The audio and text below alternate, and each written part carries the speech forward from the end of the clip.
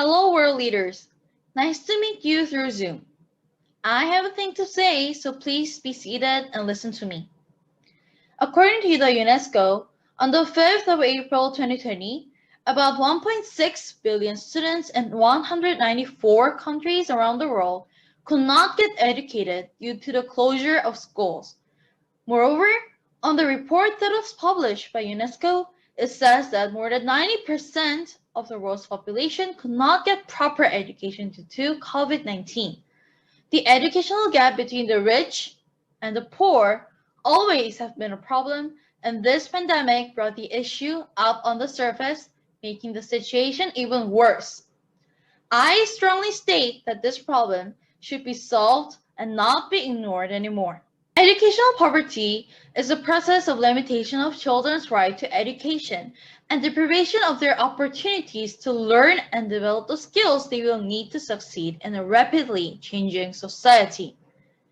People say that they are making effort to solve this issue. However, they are just saying it. Of the 17 Sustainable Development Goals that were announced by the United Nations, the fourth goal aims to ensure inclusive and fair quality education for all and promote lifelong learning. What a wonderful and a dreamlike goal. It is so pleasant to hear, but we are indifferent about it as it became so clear, especially after the pandemic. To be specific, Africa, where many low-income countries are distributed, is a representative region of severe educational inequality. There is also a clear gap between the countries in the African continent.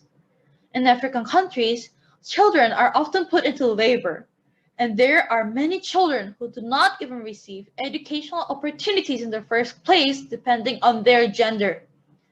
The educational gap has always worked as a problem, but with COVID-19, schools have shifted their teaching methods to non-face-to-face, widening the gap between the students.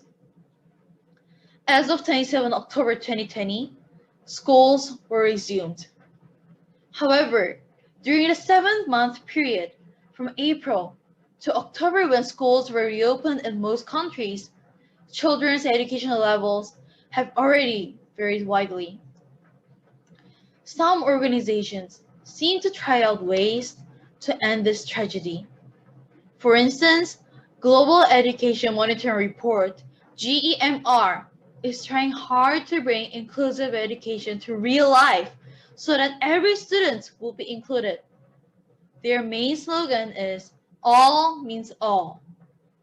Furthermore, the Young Foundation presented the strategy of utilizing external institutions to more effectively and efficiently solve the problem of inequality.